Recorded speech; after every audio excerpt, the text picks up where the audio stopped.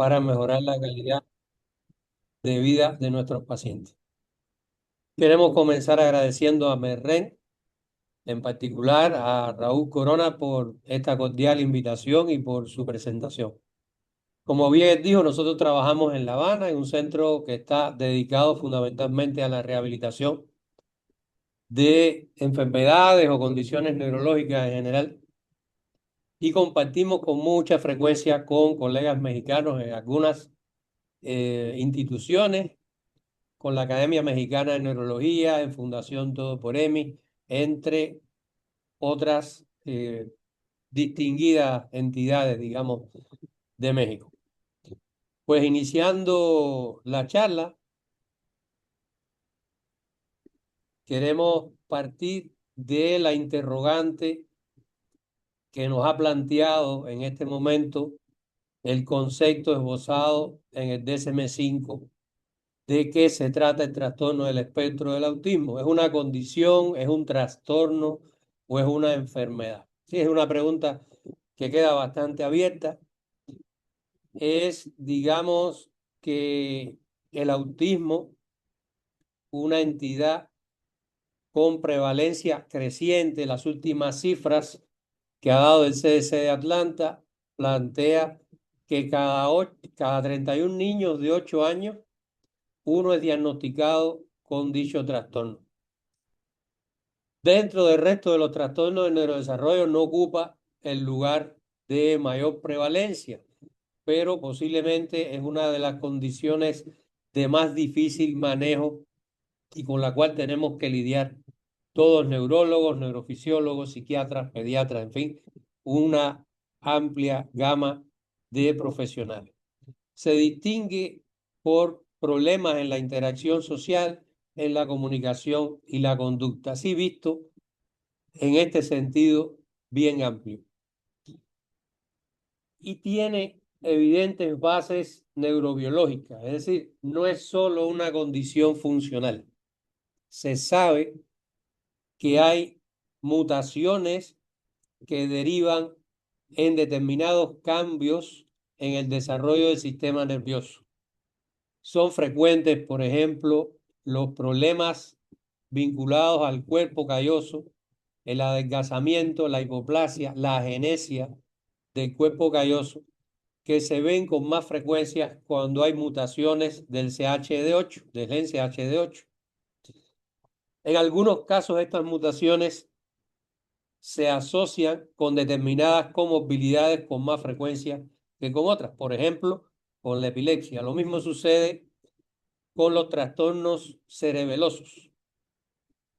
Con frecuencia hay hipoplasia del vermis cerebeloso o en general de los hemisferios cerebelosos y aparece con un menor tamaño que en niños normotípicos. Y esto está vinculado a determinadas mutaciones genéticas. Pero existen también trastornos de la migración neuroblástica expresados como heterotopias periventriculares en ocasiones asociadas a mutaciones o no. En fin, introduciendo con esta diapositiva las bases neurobiológicas, también es importante dejar por sentado que hay muchos genes que pueden estar participando en la aparición de un cuadro de trastorno del espectro del autismo. Pero no existen evidencias científicas hoy en día bien fundamentadas que permitan seguir señalando a las vacunas, a la infección por Candida albicans o a la intolerancia al gluten como causas del trastorno del espectro del autismo. Si bien son cuadros, sobre todo las infecciones o las intolerancias alimentarias, por ejemplo, que pueden agravar la expresión sintomática en algún momento de nuestros pacientes, no son en sí una causa demostrada científicamente de dicho trastorno. Su causa es evidentemente genética, en la que participan múltiples genes, están descritos más de 100 genes en la actualidad, que pueden estar vinculados con la aparición de cuadros de trastorno del espectro del autismo. Y anatómicamente, desde poco antes del 2011, ya se había descrito las particularidades de niños autistas, las particularidades del cerebro de niños autistas, puntualmente hacia regiones frontales o prefrontales. Se describía en estudios anatomopatológicos que las neuronas eran más pequeñas y existían en un mayor número. Y eso motivaba que el peso como tal de los cerebros de niños autistas, especialmente en las primeras etapas de la vida, fuera mucho mayor que el peso de cerebros de niños no motípicos. Todas estas modificaciones estructurales con las que estamos introduciendo la presentación no constituyen cambios adaptativos, es decir, no ayudan en nada al buen funcionamiento de las diferentes áreas cerebrales y no ayudan en nada a la adaptación del individuo al medio que le rodea. Hay diversos estudios que apuntan hacia la presencia de cambios estructurales en el cerebro de niños con trastorno del espectro del autismo que llegan a diferir sustancialmente o significativamente desde el punto de vista estadístico con respecto a niños normotípicos. Eso incluye, por ejemplo, elementos de gliosis, de agrandamiento de ventrículos cerebrales o asimetrías entre los ventrículos cerebrales y agrandamiento de la cisterna magna, lo que se conoce como megacisterna magna. Vuelvo a insistir, no son modificaciones que favorezcan en nada a la adaptación social del individuo. Y yo creo que no hubiésemos llegado al uso o a la propuesta del uso de los métodos de neuromodulación encabezados por la estimulación magnética transcraneal y luego por la estimulación transcraneal con corriente directa, si no hubiéramos contado con la experiencia de este investigador de origen colombiano, Manuel Casanova, que se asentó en la Universidad de Louisville, Kentucky, y realizó un estudio que se publicó en el año 2015 y a partir de entonces, pues, la historia de la teoría neurobiológica para el autismo cambió sustancialmente. Este investigador demostró que en efecto la organización columnar en niños autistas era completamente diferente a niños normotípicos. ¿En qué sentido? Bueno, en lo que ya dije anteriormente, había un mayor número de neuronas y las neuronas tenían cuerpos más pequeños, pero las columnas además estaban más cercanas unas a las otras y había menos espacio si se compara esta ilustración que representa la organización columnar normal con respecto a la encontrada en niños con trastorno del espectro del autismo. Pues este estrechamiento entre las columnas trae consigo una dificultad en el filtrado sensorial. En ese espacio que se conoce como neurópilo es donde se establecen en mayor número de sinapsis inhibitorias y tiene un efecto de filtrado, de seleccionar qué información se deja pasar, a qué información se es consciente y cuál queda en el background, cuál no es relevante en cada momento. Y esto explica a grandes rasgos muchos problemas vinculados con la conducta autista. Es decir, ¿por qué existen intereses restringidos? ¿Por qué la respuesta que da el individuo autista al medio en cualquier momento puede no estar acorde con lo que se espera como respuesta, digamos, ante un determinado peligro o ante una información que puede resultar relevante para el resto de las personas que están recibiendo esa información? De la misma manera, los fenómenos sensoriales de hipersensibilidad sensorial que se dan en la persona autista están o pueden ser explicadas por esta falta de inhibición intracortical. Y a partir de estos hallazgos es que el propio autor propone por primera vez en toda la historia de la ciencia el uso de la estimulación magnética transcranial, particularmente la estimulación en frecuencias bajas de 1 Hz o frecuencias menores, como un método que pudiera potenciar la inhibición intracortical en este tipo de pacientes y con ello mejorar una serie de aspectos. El grupo de Casanova y colaboradores demostró que se modificaba la conducta, pero además se modificaba la actividad evocada, el componente de frecuencias del electroencefalograma, y le estoy resumiendo muchos años de trabajo y varios artículos publicados por este grupo, y además el control de la función autonómica. Y a partir de ahí es que se empieza a explorar por parte de otros investigadores la posibilidad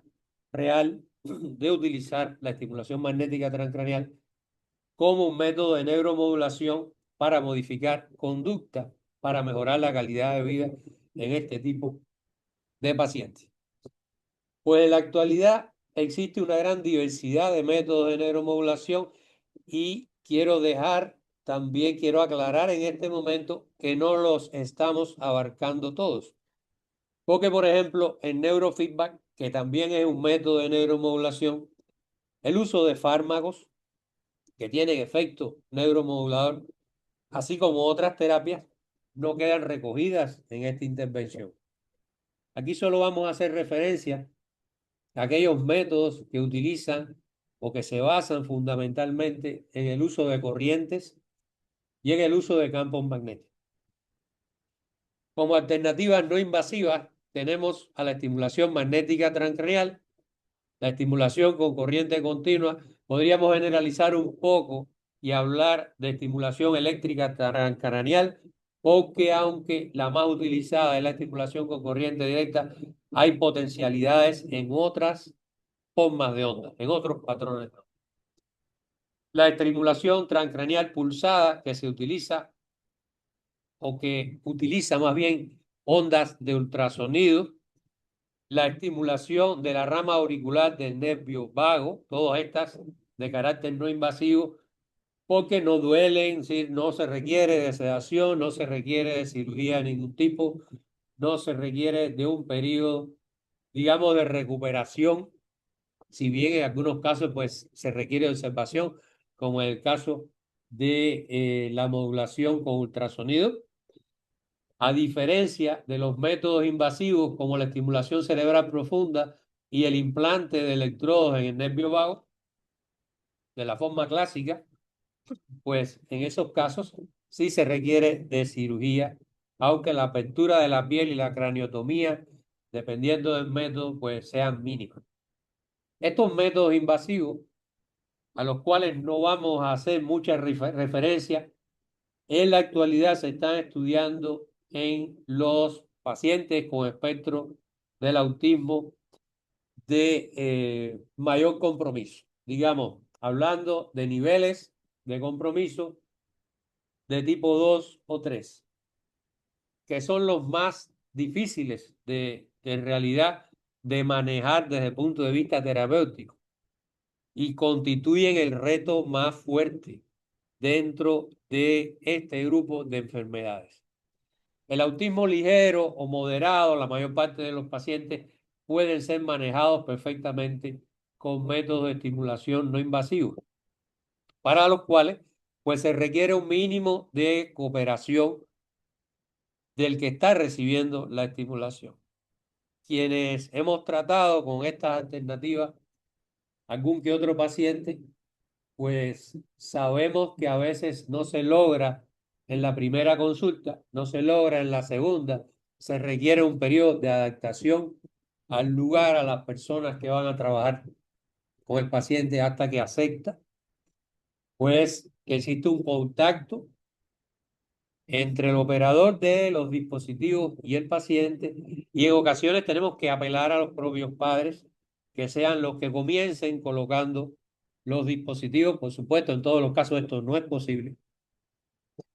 Por ejemplo, en el caso de la estimulación magnética transcranial, pues tiene que ser el operador, requiere un nivel de calificación mucho mayor, porque hay que controlar, además de la posición, el ángulo de la bobina, determinar umbrales, etcétera, y es un poco más complejo pedirle al familiar que haga todo este proceso. Pero en el caso de la estimulación eléctrica, de hecho, ya se utiliza la estimulación eléctrica transcranial en el hogar y basta con unas breves instrucciones, algunas clases prácticas, siempre que uno dé las pautas de programación en el equipo que se va a utilizar, pues los familiares pueden seguir perfectamente los pasos y es una forma más humana, tal vez menos complicada, de llevar la neuromodulación al hogar. Hay dispositivos como los que se utilizan para la estimulación de la rama auricular del vago, que son dispositivos individuales mayormente. O sea, siempre la familia lo adquiere y lo utilizan en el hogar, dado que además requieren de un elevado número de horas diarias para ver un resultado a mediano o largo plazo, entre 3 y 4 horas de uso diario. Pues sobre esta banda de la izquierda mayormente vamos a navegar fundamentalmente hablando de la estimulación magnética transcraneal y la estimulación con corriente directa, que como les decía, son los métodos más utilizados y que más evidencia científica han aportado. Pero les quería traer una breve referencia, al menos dos de cada método, de algo que se va imponiendo y que permite llegar a estructuras más profundas a las que se puede llegar con los métodos actuales de estimulación magnética y eléctrica. Y es la estimulación transcranial pulsada con ondas de ultrasonido, cuyo mecanismo y el porqué de determinadas dianas terapéuticas aún no está claro. Son métodos que están más bien en un terreno experimental, pero que en otro contexto, digamos en los trastornos del movimiento, en la enfermedad de Parkinson, ya se utilizan como alternativa de la cirugía abierta con muy buenos resultados. Puede ser uno de estos métodos el que tal vez o con el que tal vez se logre un mejor control de esos casos de autismo de nivel 2 y 3 que son muy difíciles de manejar con los métodos no invasivos en general. Y este es un método no invasivo, es decir, no requiere cirugía en ningún momento y posiblemente la sedación pues no interfiera en cuanto al resultado, ya que aquí no hay que calcular umbrales, solo hay que tener claro la diana tomada a partir de la imagen de resonancia del propio paciente mayormente y a partir de ese punto se empieza a estimular con determinados patrones de onda. Pues sí, estamos hablando también de psicocirugía sin lesionar irreversiblemente áreas del sistema nervioso. Es decir, la estimulación cerebral profunda en este momento se está utilizando, al menos desde el punto de vista exploratorio, en casos que presentan una agresividad extrema, un comportamiento agresivo y que se autolesionan con frecuencia. Y en los que ha fracasado o han fracasado el resto de las terapias que han estado al alcance de los equipos médicos. Pues la estimulación cerebral profunda es una de las alternativas que se valora en la actualidad y existe, que yo conozca, al menos dos ensayos clínicos vigentes que exploran la seguridad y la eficacia de este método. Las descripciones que existen en la literatura hasta ahora pues son satisfactorias. Se logra reducir el comportamiento agresivo y se logra disminuir las autolesiones en este tipo de pacientes. No existe una sola diana. Hay varias dianas. Está propuesto, por ejemplo, el núcleo accumbens. Está propuesto también el núcleo hipotalámico posteromedial, la amígdala, y es posible que existan dos o tres dianas más propuestas, pero esas son las más manejadas hasta el momento. Y este artículo puntualmente señala hacia el núcleo hipotalámico posteromedial como una de las dianas más utilizadas y con mejores resultados. Pues llegando a la parte en la que consideramos se centra la atención en la actualidad por la cantidad de evidencias científicas que se trata de la estimulación magnética transcraneal en cualquiera de sus variantes. Es decir, se conoce en la actualidad que usted puede estimular con frecuencias superiores a 5 Hz con estimulación repetitiva y logra, desde el punto de vista fisiológico, resultados equivalentes a los que puede conseguir con la estimulación en salvas teta intermitente. Por eso decidí reunirlas en un mismo cuadro, porque el efecto que se obtiene, a final de cuentas, es un incremento en la excitabilidad cortical de la red neuronal estimulada. Bueno, en este contexto uno tiene que saber cuál sería la diana ideal, en base a qué se selecciona conscientemente, o siendo consecuente más bien, la diana ideal, en base a la teoría fisiopatológica que usted esté siguiendo. En nuestro caso ya les adelanté que seguimos la teoría planteada por el doctor Manuel Casanova. Es decir, nosotros planteamos que muchos de los trastornos conductuales que se ven a grandes rasgos en el paciente autista se deben a una disfunción inhibitoria intracortical. Por lo tanto, un protocolo de entrada que permite mejorar muchas de estas cuestiones se basaría en el empleo de bajas frecuencias o un patrón de descargas en salvas teta continuo. Con ambas se puede obtener una disminución de la excitabilidad cortical que no siempre se puede explicar de forma tan sencilla, porque la inhibición intracortical también es una función activa. Entonces, muchas veces es demostrable incluso que en vez de disminuir excitabilidad como tal, es decir, en vez de apagar un grupo de neuronas activas, la acción ustedes la están logrando o el efecto lo están logrando por un incremento en la inhibición de aquellas interneuronas GABAérgicas que participan en algunos fenómenos fisiológicos que se pueden evaluar. Pero bueno, a final de cuentas, de todas estas teorías, lo que importa es el efecto global que uno obtiene en una red neuronal que lleva aparejado un cambio conductual. Y uno puede evaluar estas dos cuestiones al menos con el comportamiento de potencial evocado motor, que la mayoría de los estimuladores magnéticos en la actualidad permiten realizar ese registro. Claro, esto se modifica cuando usted estimula áreas motoras primarias. Cuando estimulas áreas prefrontales u otras áreas no motoras, no se ve cambio en el potencial evocado motor. Pero desde el punto de vista experimental, es una buena guía para corroborar que el protocolo que uno ha diseñado puede tener o no el efecto para el que está propuesto, es decir, o excitatorio o inhibitorio. Y por otro lado tenemos la estimulación transcraneal con corriente, donde por excelencia la estimulación anódica o anodal incrementa la probabilidad de descarga espontánea de las neuronas de la red que está activando.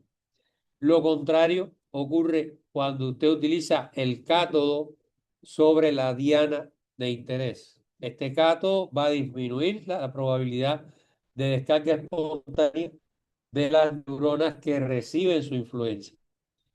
A diferencia de la estimulación magnética, la estimulación con corriente directa no provoca despolarizaciones per se. Lo que modifica es la probabilidad de descarga, aumentándola en el caso de la corriente anódica o disminuyéndola en el caso de la corriente catódica. Pero fíjense que basado en un mecanismo diferente, la estimulación catódica va a potenciar de alguna manera este mismo efecto. Es decir, estamos hablando de dos métodos, magnético y eléctrico, de dos protocolos o más de dos protocolos que pueden mejorar la inhibición intracortical. Y en el caso de la estimulación a alta frecuencia o en theta burst intermitente y la estimulación anódica, todo lo contrario, son protocolos que pueden incrementar la excitabilidad cortical. ¿Ok? Desde el punto de vista de flujo sanguíneo cerebral, se ha demostrado curiosamente, y por eso les decía en la lámina anterior, que la inhibición intracortical o la disminución de la excitabilidad no es tan simple como apagar aquellas neuronas que pueden sobreactivarse en algún momento, sino que la inhibición intracortical es una función activa que incluso puede requerir de más consumo de oxígeno, de más flujo sanguíneo que la excitabilidad, que el movimiento en positivo de la excitabilidad cortical. Y es lo que refleja esta imagen. La estimulación a 5 Hz y a 1 Hz aumentan sobre el área motora, aumentan el flujo sanguíneo cerebral. Curioso. Lo mismo lo realiza la estimulación a 10 o a 20 Hz sobre la corteza prefrontal dorsolateral.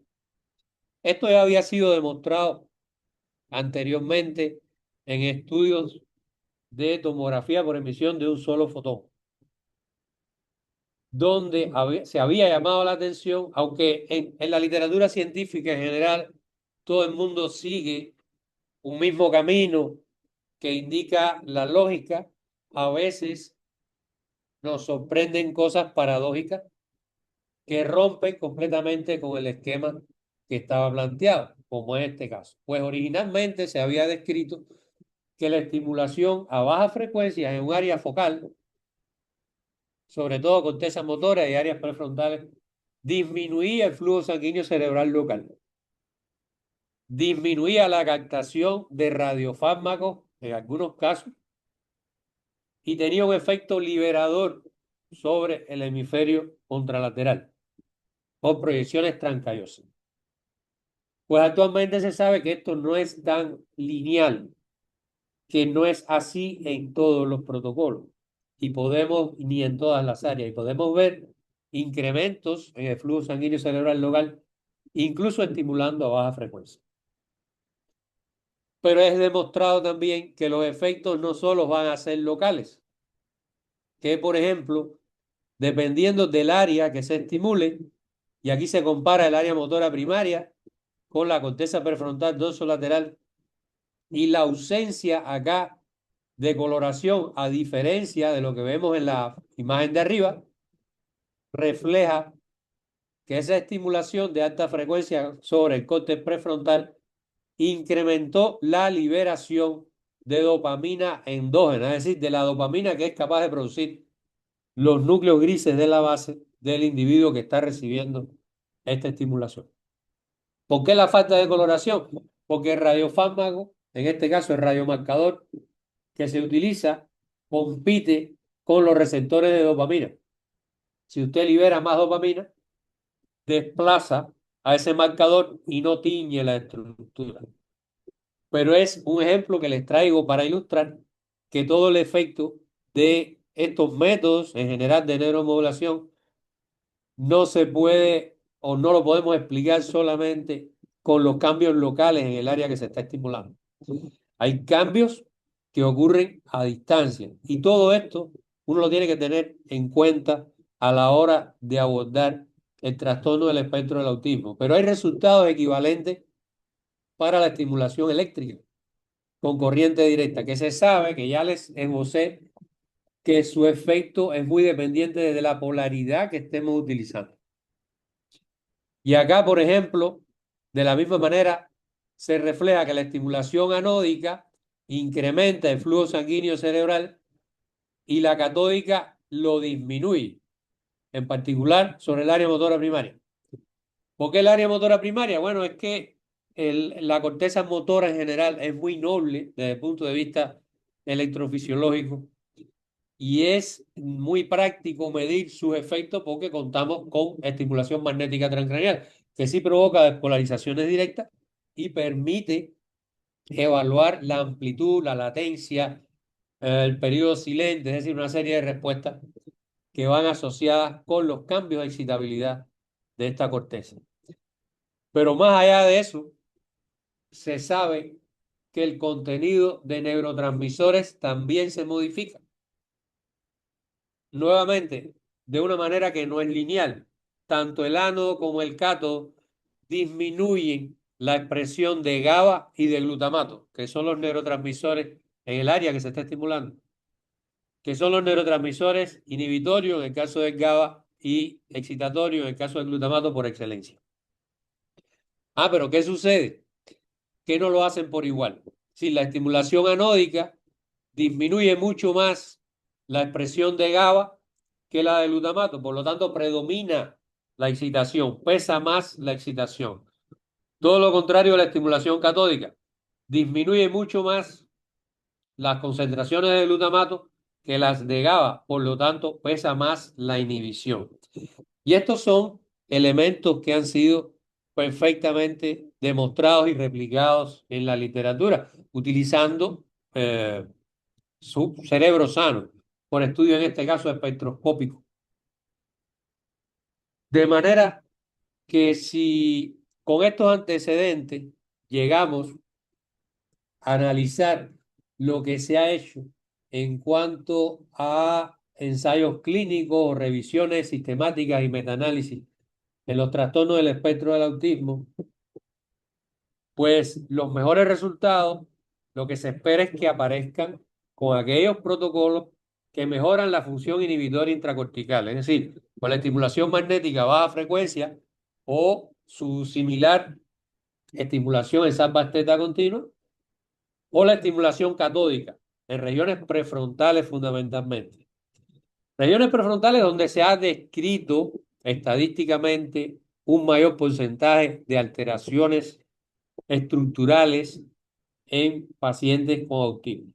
Y la mayoría de los estudios de metaanálisis reflejan una disminución en la magnitud, en las puntuaciones totales y por escalas de las escalas clínicas más utilizadas. Es decir, hacia la izquierda.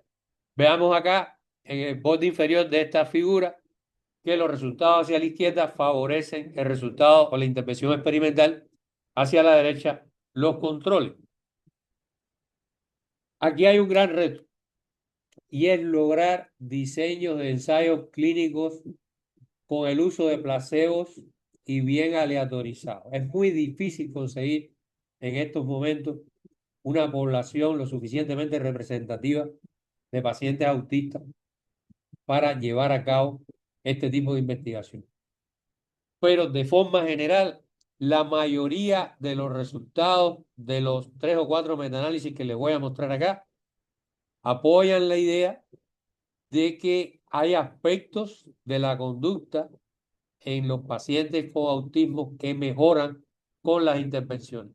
Y no en todos los casos de estos que yo les muestro se utilizaron precisamente protocolos inhibitorios. Está el caso, por ejemplo, de Amatachaya, que defiende una visión opuesta, defiende la teoría de que aumentando la excitabilidad de esas áreas prefrontales se obtienen mejores resultados. Y él describe mejores resultados. ¿Ok?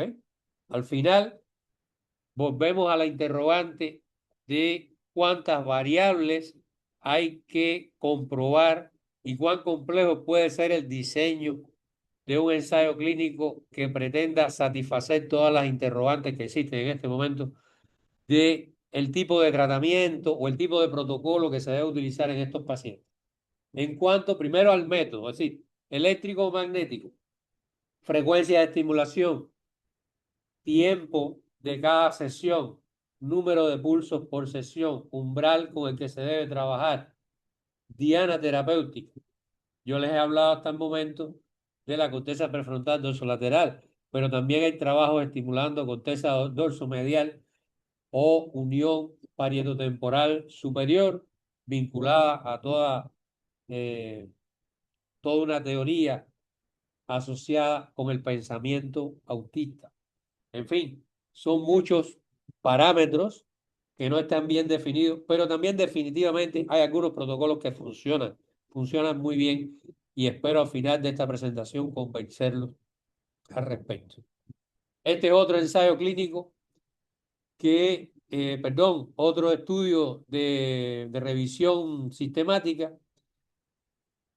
que evalúa fundamentalmente el uso de la estimulación magnética transcranial y les traje esta tabla para llamarles la atención de que acá se recogen tanto trabajos que utilizaron baja frecuencia como alta frecuencia, focalizados en corteza prefrontal, dorso lateral fundamentalmente y patrones de estimulación en ambas tetas, igual, continuo o intermitente.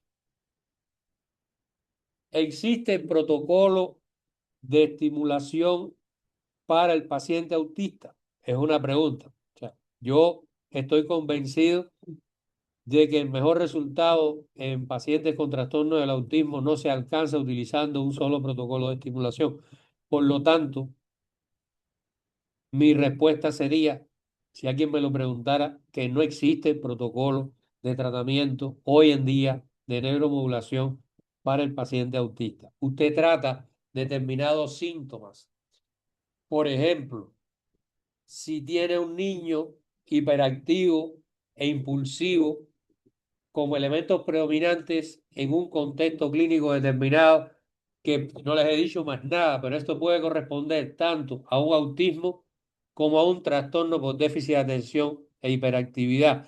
En ese caso, si esos son los síntomas predominantes, usted tiene que utilizar prácticamente el mismo protocolo en los dos casos. Por lo tanto, conforme no hay un tratamiento farmacológico específico para el autismo, tampoco hay un protocolo de estimulación cerebral que hoy la literatura reconozca como que es el de elección para el autismo. Va a depender de la sintomatología predominante, pues en algunos hay que centrarse en el control de la conducta autista, en otros hay que centrarse en mejorar la comunicación o el trastorno del lenguaje que pueda presentar. En otros tal vez hay que centrarse en las estereotipias, en fin, o en el grado de discapacidad intelectual que puede estar asociado al autismo. Y si por alguna casualidad existe una comorbilidad, como no es infrecuente, por ejemplo, con la epilepsia, pues también hay que considerar qué protocolos puede beneficiar la epilepsia, que no necesariamente beneficiaría la conducta autista como tal. Pero a pesar de que yo les menciono todos estos problemas, pues bueno, al final debe existir una nota alegre de alguna manera, ¿no? Estos estudios de revisión sistemática y de metaanálisis, todos sí concuerdan en que hay beneficios en algunos aspectos del cuadro del trastorno del espectro del autismo. De manera que si continúan faltando los estudios aleatorizados, a doble ciega, con una muestra de un tamaño suficiente, los resultados por el camino que vamos van a ser satisfactorios. Este estudio de metaanálisis es más reciente, es de este año, y pues, ¿qué concluyen estos autores? Para no aburrirlos con el mismo tema. Con la excepción de los trastornos sensoriales y el lenguaje, el resto de los elementos del cuadro autista, es decir, la conducta, las relaciones con los demás, el rendimiento académico, todo esto mejora con las intervenciones de neuromodulación. Pero nuevamente sigue faltando aquel elemento que definitivamente permita a las instituciones reguladoras realizar una recomendación sobre su uso extensivo como indicación de rutina dentro del tratamiento de los trastornos del espectro del autismo. Pues si bien todo niño con trastorno del espectro del autismo no requiere obligatoriamente medicación, es decir, no requiere obligatoriamente ninguno de los fármacos que se utilizan para el control sintomático, todos sí requieren ayuda de alguna manera para dotarlos de herramientas que les permitan una mejor adaptación al medio. En algunos casos, métodos de neuromodulación que en la mayoría, de una manera u otra, les va a resultar beneficioso, aunque sea como reguladores del sueño nocturno, que funcionan muy bien y son una de las primeras respuestas que uno observa cuando conduce tratamiento de este tipo de niños. Hasta aquí podríamos plantear entonces como conclusión parcial que tanto la estimulación magnética como la estimulación con corriente directa son los métodos más utilizados y los que han aportado el mayor número de evidencia científica. El resto de los métodos, otros incluso que no he mencionado, como la estimulación magnética de baja intensidad, que resulta muy interesante en algunas de sus aplicaciones, de momento no cuentan con suficiente evidencia científica ni siquiera para pensar como una propuesta. Pero ya saben que hay varias investigaciones en curso buscando nuevas aplicaciones y nuevas alternativas. Pues claro, nosotros hemos acumulado cierta experiencia ya en varios años de trabajo y estos fueron los primeros resultados que publicamos en la revista de neurociencias mexicana sobre un pequeño grupo de pacientes con trastorno del espectro del autismo que recibían aleatoriamente, pero a partir de un corte en la edad, estimulación con corriente directa y estimulación magnética. Y se evaluaron tres escalas: el ADR, el ATEC y el ABC. Y además decidimos evaluar cómo se comportaba la conectividad cerebral basada en segmentos del EEG obtenidos en estado de reposo, en estado de vigilia con ojos cerrados. Pues bien, los resultados fueron bastante alentadores desde el primer corte y observamos una disminución significativa en las puntuaciones de las tres escalas después de que los pacientes recibieran 20 sesiones de estimulación de corriente directa por un lado o de estimulación magnética a baja frecuencia, así corriente anódica utilizando una disposición de electrodos de corteza prefrontal dorsolateral, cátodo, ánodo sobre FP2. Y en el caso de la magnética, estimulábamos sobre F3, sobre la corteza prefrontal dorsolateral, a 1 Hz hasta 1500 pulsos por sesión. Luego esta experiencia fue aumentando en número y en seguimiento y logramos llevar un primer corte hasta los 6 meses, donde un grupo era seguido antes de iniciar la intervención que marcan estas flechas rojas, con 2 evaluaciones, y otro grupo era seguido o tomaba la intervención a partir de una sola evaluación. No contamos con grupo control más allá de los propios pacientes que eran sus controles. Lo que pretendíamos comprobar inicialmente con esta investigación sencillamente era que toleraban la intervención, que fue algo con lo que muchos se sorprendieron. Constituía un reto después de verlo en consulta, pues me decían algunos colegas, pero no lo vas a lograr, no va a ser posible utilizar la estimulación. Pues sí, estamos hablando del año 2017, esto se publicó, empezamos en 2016 en realidad.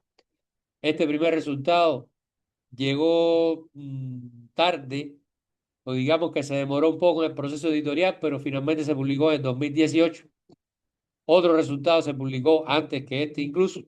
Y acá arriba ven el ejemplo de un paciente en el cual lo único que se introdujo, lo único que se hizo de forma diferente fue la estimulación, que en su caso fue eléctrica,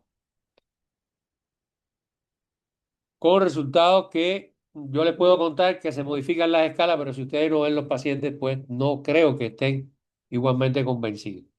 Este estudio se alargó y el seguimiento sin ninguna nueva intervención hasta un año después de haber recibido un ciclo de 20 sesiones cada uno de los pacientes, y lo fuimos evaluando periódicamente.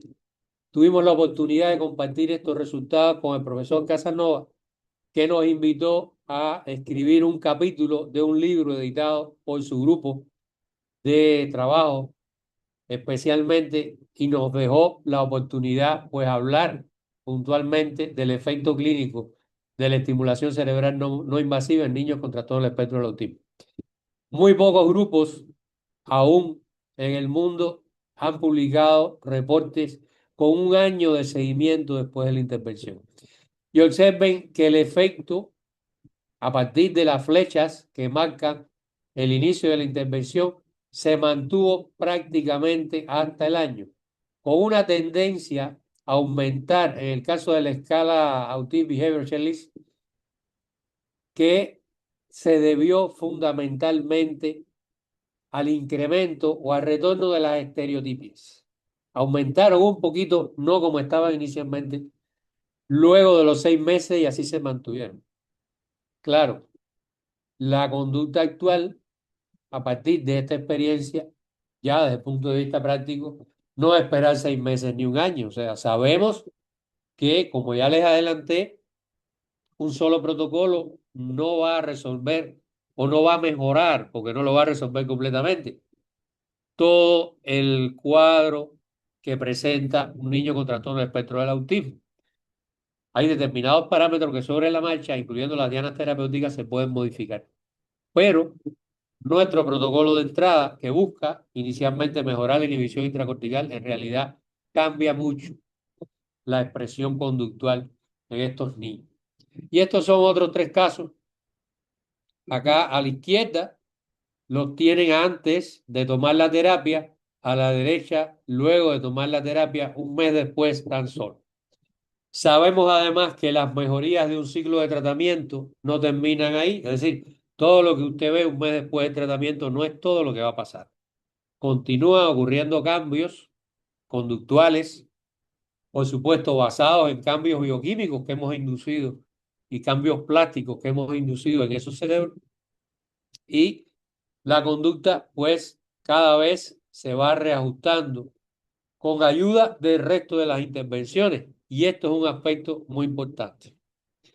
La neuromodulación induce neuroplasticidad. Ante la pregunta, bueno, y por fin, ¿cuál es el mejor método? Yo no tengo la respuesta y no creo que nadie la tenga en este momento. El mejor método es el más adecuado para cada paciente. Pero tanto la estimulación magnética transcranial, al menos en mi experiencia, a baja frecuencia, y la estimulación catódica mejoran la conectividad cerebral. Y aquí tiene un estudio de conectividad o la representación del estudio de conectividad antes de la estimulación con corriente directa, después de la estimulación con corriente directa, después de 20 sesiones, y los cambios con la estimulación magnética, antes de la estimulación magnética, luego de la estimulación magnética. Si seguían solo por los cambios en conectividad cerebral, podríamos decir, bueno, la magnética induce más cambios plásticos, induce más cambios en la conectividad funcional, ¿verdad? Pero resulta que el tamaño del efecto clínico evaluado a partir de las escalas que nosotros medimos o aplicamos fue mucho mayor, es decir, disminuyeron más las puntuaciones aquellos niños que recibieron la estimulación con corriente directa que los que recibieron la estimulación magnética transcranial. Si bien el efecto fue moderado para los que recibieron la estimulación magnética transcranial, al menos en esta escala, que es posiblemente la mejor guía, porque está pensada para evaluar intervenciones terapéuticas. ¿Okay? Pero si se fijan en las demás escalas, los cambios fueron bien importantes en los casos en los que se utilizó la estimulación con corriente directa. No existe un resultado como este en la literatura, es decir, no hay otra referencia que replique esto, de manera que no puedo concluir tampoco que mis resultados son 100% la verdad. Pero en mi experiencia tengo una fuerte inclinación hacia la estimulación con corriente directa. A partir de este resultado, dependiendo mucho, hay muchos factores que pueden influir. Cuando usted utiliza la estimulación magnética en un niño que no está completamente tranquilo, a veces se pierden algunos estímulos. Es decir, uno sabe que si la angulación de la bobina se modifica un tanto así, muy pequeñito, si se aleja un poco, pues ya no es la misma cantidad de corriente. Aunque usted reajuste inmediatamente la posición de la bobina, es posible que de todos los pulsos que esté utilizando, pues no todos estén alcanzando la diana con igual efectividad, independientemente de todo el esfuerzo que usted le ponga. ¿Ok? Ahora, eso entre otras cosas. ¿Qué aspectos son los más beneficiados con la neuromodulación no invasiva, sin magnética o eléctrica, en los niños con trastorno del espectro del autismo? En primer lugar, disminuye mucho la irritabilidad y las conductas estereotipadas. O sea, es un cambio realmente significativo. Disminuyen las conductas disruptivas. Un niño más tranquilo en general comienza a hacer caso a los padres, a los requerimientos tanto del ambiente escolar como en el hogar. Mejora la atención, mejora la memoria de trabajo. Como les dije, en la regulación del patrón de sueño nocturno, para nosotros es un buen indicador. Si después de la 10ª sesión ya los padres nos llegan a decir, está durmiendo mejor. Ya eso es algo muy importante. La experiencia nos indica que es uno de los primeros elementos que habla de que está respondiendo bien a la intervención neuromoduladora. Y por supuesto, mejora también el rendimiento escolar, en general el comportamiento y la asimilación de todas las situaciones que se dan en la escuela. En la línea final, estos resultados son muy dependientes de la red neuronal que se estimule. Nuevamente, no solo se estimula corteza prefrontal dorsolateral y no existe un único protocolo para autismo. No existe aún una definición de que el gol estándar en autismo va a ser estimular con corriente o con campo magnético con determinados parámetros. Hay diferentes escuelas que se guían por diferentes teorías. Yo les planteé, les expliqué cuáles son las bases por las cuales nosotros nos guiamos y comenzamos este trabajo, que fue precedido por otra investigación en trastornos de desarrollo, en este caso en el trastorno por déficit de atención con hiperactividad, que tiene otras bases neurobiológicas, pero que también concomitantemente existe una disfunción inhibitoria intracortical. Mostrándole todo esto, viene la pregunta, pues ¿estamos listos para recomendar el uso de estos métodos de neuromodulación como terapias adyuvantes para el trastorno del espectro del autismo? Yo pienso que sí. La primera pregunta que hay que plantearse es si son métodos seguros, si son métodos tolerables en el caso de los niños.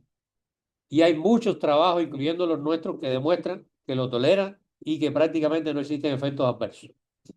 Pero hay uno en particular que les recomiendo que revisen, que es este trabajo de un grupo canadiense que posiblemente acumula la mayor experiencia en el mundo en tratamientos en neuropediatría y psiquiatría con ambos métodos de neuromodulación y que alcanzan más de 3.5 millones de sesiones de estimulación sin efectos adversos más allá de molestias locales, cefaleas, cuestiones ligeras. La preocupación inicial de la posibilidad de provocar convulsiones o epilepsia, que no es necesariamente lo mismo, está totalmente descartada. Son métodos que además se pueden utilizar para el tratamiento de la epilepsia fármaco resistente, entre comillas, sin desviarme mucho. Pero en este contexto, donde puede ser una comorbilidad, en el caso del trastorno del espectro del autismo, pues también el enfoque de protocolos que mejoren el control de las crisis es favorable. En cuanto a la eficacia es muy variable si uno revisa la literatura. Nosotros hemos tenido muy buenos resultados en cuanto a eficacia. Se los mostré con el tamaño del efecto en nuestra investigación, en nuestra casuística. Pero más allá de este fenómeno aislado, es muy importante el trabajo en equipo. Si uno espera lograr mejorías solamente dependiendo de la estimulación, digamos que no va a beneficiar a nuestros pacientes todo lo que podrían ser beneficiados. La estimulación, por ejemplo, en el Centro Internacional de Restauración Neurológica es parte de un protocolo más amplio de tratamiento, de un programa de tratamiento integral y personalizado que se aplica según las características y las demandas de cada paciente. Este mismo esquema lo hemos promovido en otras instituciones de Latinoamérica, de Europa, y en el caso de México, en el Centro Restaurativo Todo por EMI, que también cuenta con estas herramientas de estimulación. Para este tipo de abordaje es muy recomendado contar con dispositivos como la StarTeam, que comercializa y distribuye en México Merren. es un dispositivo que para mí es ideal porque además de permitir libertad de movimiento, incluso desplazamiento del paciente en un radio aproximado de 5 metros, tiene otras potencialidades de modificar los patrones de onda y utilizar patrones de onda que hoy en día aún no son muy conocidos y todo el mundo no los maneja, pero pueden tener efectos neuromoduladores superiores o principios de funcionamiento del sistema nervioso central a los que hasta el día de hoy han sido demostrados con la estimulación con corriente directa, incluyendo los pacientes con trastorno del espectro del autismo. De manera que es importante considerar si es en realidad posible, buscar evidencia, si es posible potenciar los resultados de las terapias en general, integrando los métodos de estimulación a los tratamientos convencionales. Pues sí, les traigo dos evidencias puntuales en el caso del trastorno del espectro del autismo. La primera vinculada con el reconocimiento de emociones en los pacientes en adolescentes con trastorno del espectro del autista, que es uno de los elementos que falla. Es decir, con frecuencia el individuo autista no reconoce la expresión corporal o las emociones que está reflejando otro individuo. Y en esta investigación, conjuntamente con un entrenamiento de reconocimiento de emociones, se demostró con la estimulación eléctrica, en este caso la estimulación con corriente directa, que al menos en la presentación dinámica de las emociones, es decir, no en las imágenes estáticas, sino aquellas imágenes que iban modificando la expresión facial, el grupo experimental logró un mejor reconocimiento que el grupo control que no recibía este reforzamiento de estimulación. Pero esto no para ahí, o sea, no solo el contenido emocional, también mejora el desarrollo motor y en muchos casos encontramos pacientes con trastorno del espectro del autismo, hipotónicos, con trastorno de la coordinación, con elementos motores o de la coordinación fina o, digamos, con elementos motores gruesos. Y la estimulación conjuntamente con determinados programas de terapia física logran más avance desde el punto de vista del control del movimiento que si usted utiliza de forma aislada estimulación por un lado o terapia física por el otro lado. Y eso se refleja en este grupo sombreado en gris o verde, no sé cómo lo verán ustedes, donde las mayores puntuaciones las alcanzó precisamente el grupo de tratamiento combinado en un esquema de entrenamiento con balón. ¿Okay? Un esquema muy simple de entrenamiento. Esto puede ser mucho más sofisticado, pero es un buen momento y una buena oportunidad también para recordar que en estos pacientes la rehabilitación física juega un papel fundamental, porque dentro de los esquemas terapéuticos diversos que existen, la terapia física y el ejercicio físico en general es el principal inductor de neuroplasticidad. Y todo lo que estamos haciendo con estos métodos de neuromodulación es conducir la neuroplasticidad por el mejor camino, es decir, conducir la neuroplasticidad por el camino adaptativo, de manera que el individuo en las diferentes esferas se pueda adaptar mejor a su medio social. Como conclusiones parciales 2, la combinación terapéutica de estimulación cerebral con tratamientos convencionales pues, parece estar asociada a mejores resultados que el tratamiento aislado con cualquiera de las intervenciones que ustedes conozcan, incluyendo el ABA. Sí, si usted utiliza ABA y estimulación cerebral, los resultados van a ser también muy superiores. Existen protocolos en este momento de investigación que tratan de resolver este interrogante.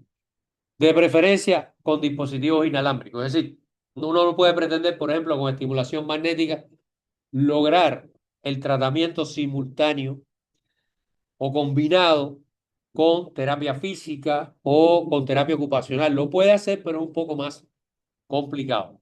Nuevamente vuelvo a recomendar este sistema de estimulación que tiene muchísimas ventajas. Y por último, quería traerle un análisis muy superficial de la cantidad de ensayos clínicos por técnicas de neuromodulación que en este momento están activos en diferentes fases en la base de datos del Instituto Nacional de la Salud de los Estados Unidos. Es decir, es un dato muy reciente, actualizado de hoy mismo. Primero, bueno, no voy a hacer énfasis en los países que más ensayos clínicos están corriendo, obviamente Estados Unidos. China también lleva un papel destacado, pero les quiero llamar la atención en el predominio, aún en estos momentos, de los estudios con estimulación magnética transcranial. Siguiendo diversas escuelas, diversas teorías. No todos están utilizando estimulación a baja frecuencia, no todos están estimulando corteza prefrontal, dorso lateral, pero también hay incursiones en el uso de otras tecnologías como la estimulación cerebral profunda. Canadá y China, puntualmente.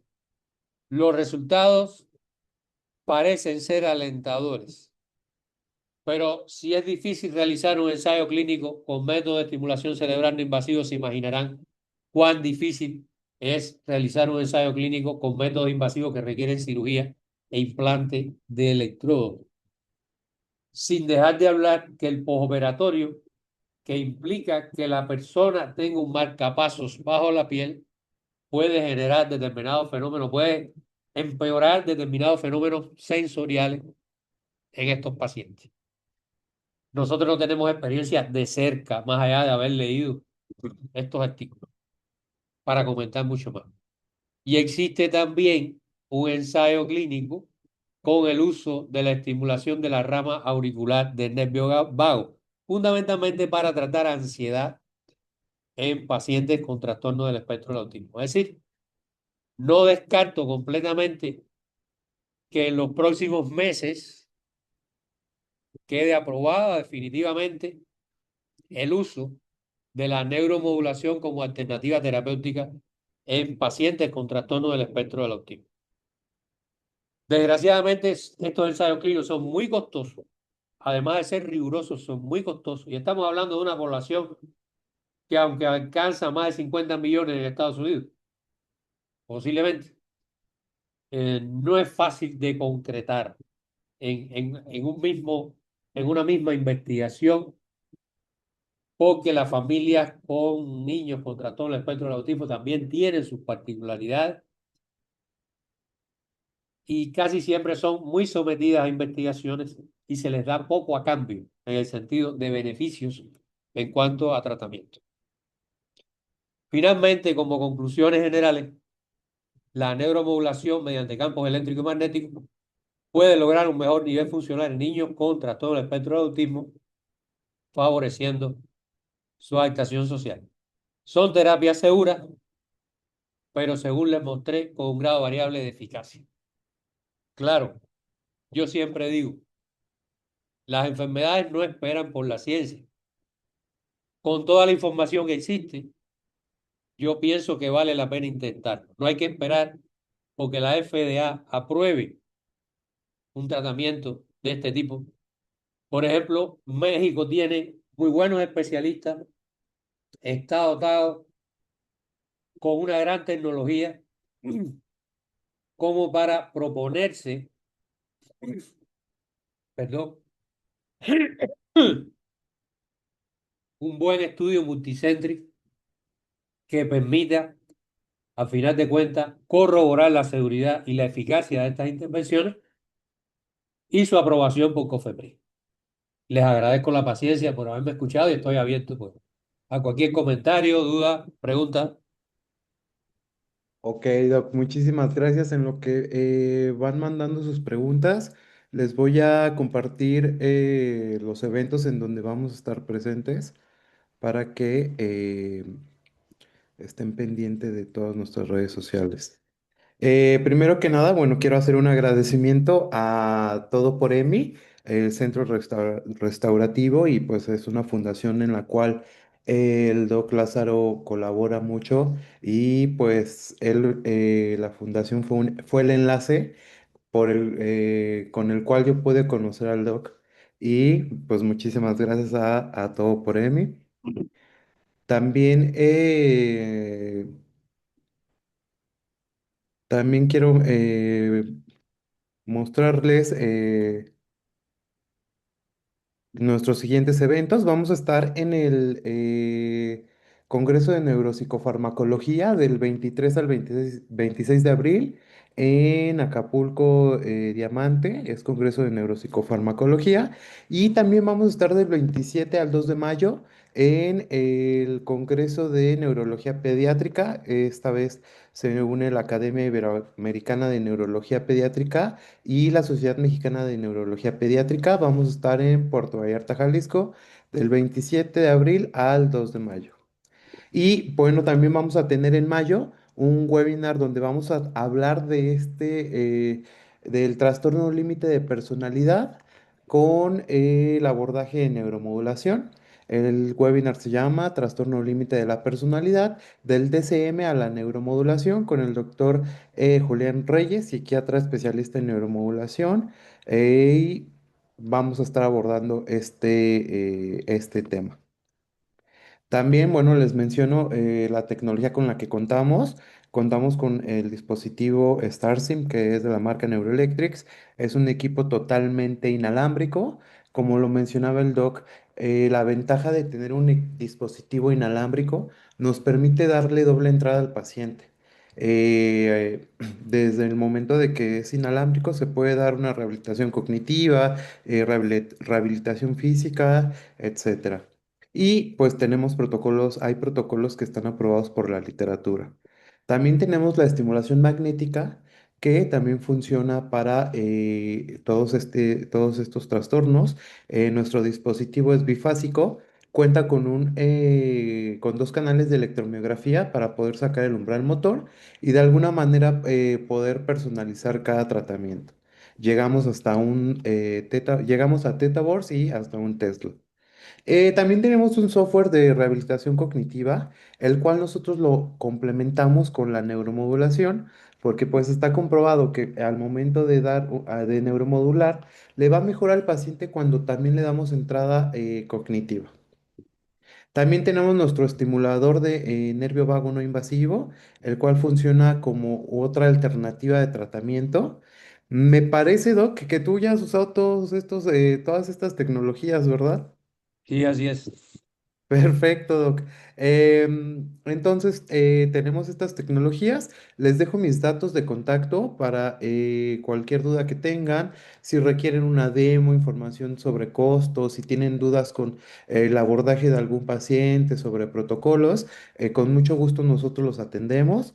Pueden escanear el código QR y con mucho gusto les damos toda la información que necesitan.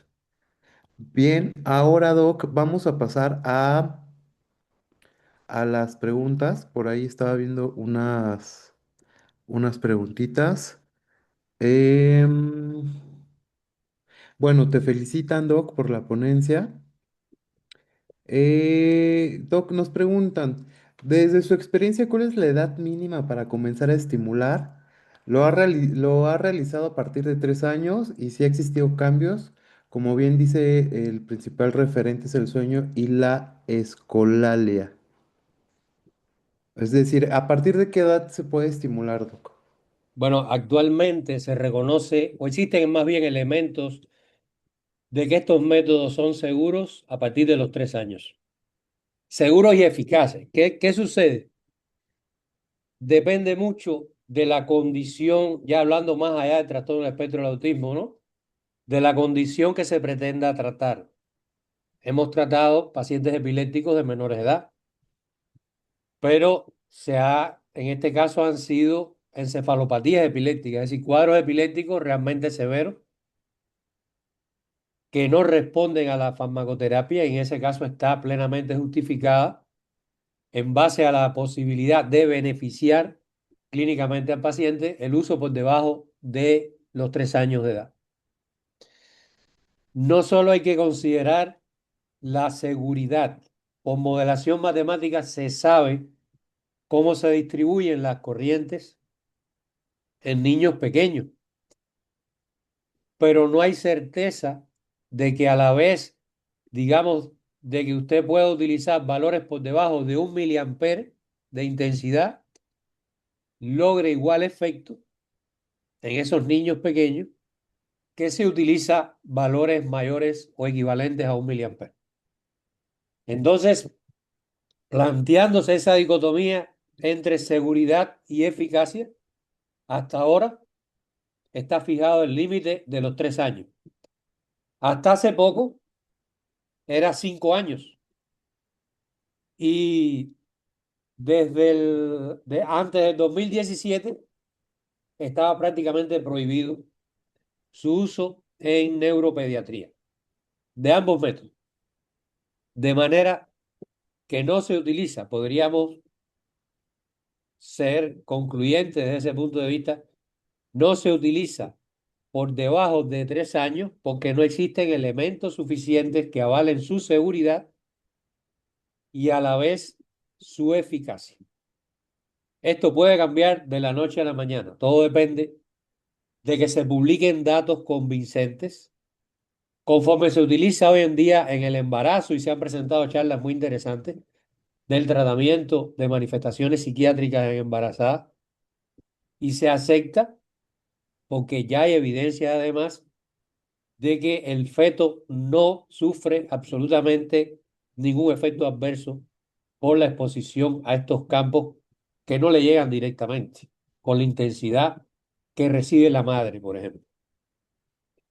Hasta que no se reúnan esas evidencias, pues tendremos el límite inferior de los 3 años. Y sí mejoran aún con esas edades. El cerebro del niño pequeño tiene muchas más potencialidades en cuanto a neuroplasticidad que el de los adultos. De hecho, la convocatoria o el deseo de todos los que se dedican al tratamiento y la investigación en los trastornos del neurodesarrollo es lograr su identificación temprana e iniciar las intervenciones de todo tipo lo más tempranamente posible. Ok, Doc, muchísimas gracias. Doc, nos preguntan también que, hablando del dispositivo que tú utilizas, que es el Neuroelectric StarStream, que nosotros tenemos, que a partir de qué sesión que si después de un protocolo de 20 sesiones, ¿cuándo se pueden ver los avances con las estimulaciones? En general, y podemos hablar de una respuesta promedio en toda la población, digamos, de niños con trastorno del espectro de autismo, luego de la 10ª sesión, uno puede comenzar a ver cambios. Pero como todos los pacientes no son iguales, a veces ves cambios antes de la 10ª sesión, a veces estás llegando apenas a las 20 y es que comienzas a ver cambios. No obstante, Per- esa no es la expresión más común de respuesta terapéutica. Pero sí sucede que aquellos niños en los que no viste cambios, o no viste muchos cambios, digamos, al alcanzar la sesión 20 o la sesión 15, luego cuando los vuelves a evaluar un mes después o los vuelves a evaluar 3 meses después, pues notas que sí han evolucionado satisfactoriamente. Obviamente, el cambio en cuanto a magnitud en la escala no es igual en todos los casos. Todas las personas no son igualmente sensibles a los campos electromagnéticos, pensando ya en la estructura cerebral. Y va a haber también un espectro en cuanto a respuesta terapéutica, pero todos se benefician. Perfecto, Doc. También, bueno, es importante mencionar que este tipo de tecnologías funciona como tratamiento complementario a lo que ya al abordaje que se está dando al paciente, ¿verdad? Así es. O sea, nosotros solo lo concebimos como ayudante al tratamiento convencional. Es decir, si a cualquiera de estos niños tú solo le das un medicamento, suponiendo que exista el medicamento, y no lo guías y no le enseñas cuáles son las normas del buen comportamiento y no lo enseñas a compartir y a jugar y no lo desensibilizas con determinados estímulos que en momentos iniciales no toleraba, no estás haciendo una labor terapéutica completa. En ningún Mm. caso la estimulación va a sustituir al tratamiento convencional. Está muy bien demostrado en otros modelos de enfermedad que la estimulación cerebral potencia los resultados del tratamiento convencional. Obviamente, hay síntomas que se logran controlar con la estimulación cerebral que no son controlables con ninguna otra cosa. Puedo poner el ejemplo incluso de cuadros de dolor neuropático, que no tienen nada que ver con el trastorno del espectro del autismo, pero como ejemplo es muy claro. Hay pacientes con dolor neuropático crónico que no mejoran con ningún tratamiento, que o requieren cirugía o requieren de alguna otra intervención y es la estimulación cerebral la que mejora la tolerancia al dolor, eleva el umbral para el dolor desde su acción sobre el sistema nervioso central, independientemente de la causa del dolor neuropático. Y la conducta de estos Perfecto. niños, en muchos casos, mejoran solo a partir de la estimulación cerebral. No hay, de momento, un medicamento que tenga ese efecto. A veces vemos niños, digamos, que están polimedicados, que usan 3, 4 medicamentos con acción sobre el sistema nervioso central y no se logra el control conductual, sin que tengan necesariamente un nivel de funcionamiento muy bajo. Y la primera tarea o la primera sugerencia que hacemos a sus médicos tratantes, porque nosotros no le modificamos el tratamiento, pero es revisar si son necesarios todos esos medicamentos. Porque desgraciadamente, un niño polimedicado también es más difícil de neuromodular a partir de que los umbrales de excitación se mueven por estos medicamentos. Perfecto, Doc. Pues, Doc, vamos a concluir con una última pregunta. Nos preguntan si es un trastorno o es una condición, Doc. Es casi una pregunta que les dejo a ustedes, que es una pregunta muy abierta. Inicié la charla planteándole que el concepto del DSM-5 puede ha venido a trastornar un poco algo que para muchos estaba bien claro. Y la intención de ilustrar sus bases neurobiológicas fue precisamente sin dar esa respuesta, es decir, sin señalar una de las 3 palabras, enfermedad, condición o trastorno, directamente, demostrar que el cerebro autista no es igual al cerebro normotípico, ni es igual tampoco al cerebro de un niño con TDA, que está conceptualizado también como un trastorno.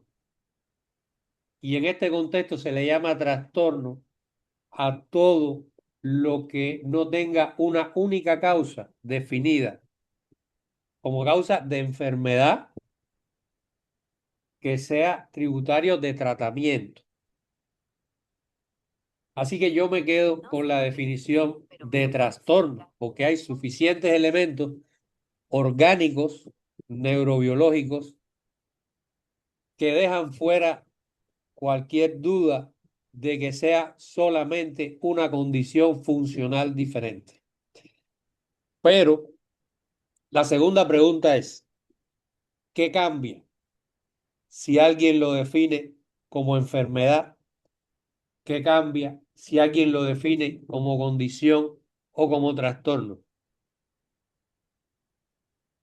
nosotros que nos dedicamos más a la terapéutica, nos tenemos que concentrar en las áreas de discapacidad. Y si alguien en su filosofía gusta de discernir si es enfermedad, trastorno o condición, pues bueno, que lo haga. Pero en realidad, el apoyo que le vamos a dar al niño con las herramientas que tenemos es el mismo. El concepto no va a cambiar para nada el tratamiento. ¿Qué sí puede cambiar el concepto? Que la familia entonces no reconozca, no sea capaz de identificar que tiene un problema médico con ese niño, que ese niño necesita atención, que no es un cerebro normal y que mientras mejor sea conducido el proceso terapéutico, mejor va a ser su adaptación social al medio. Por lo tanto, nosotros nos quedamos con el nombre que lleva en la actualidad, trastorno del espectro del autismo. Perfecto. Pues muchísimas gracias, Doc. Tuvimos muchas preguntas. La verdad es que vamos a responderlas conforme las descarguemos y te las mandamos, Doc, y si nos puedes ayudar. Y Por pues supuesto. bueno, yo les quiero agradecer a todos los asistentes y también te quiero agradecer a ti, Doc, en nombre de Medrend, que nos compartas tu experiencia y tu conocimiento. Y recuerden que pues esto de la neuromodulación no es magia, es neurociencia aplicada. Entonces, muchísimas gracias. Yo soy Raúl Corona y síganos en nuestras redes sociales. Muchísimas gracias, Doc, y buenas noches a todos. Gracias a ustedes. Buenas noches.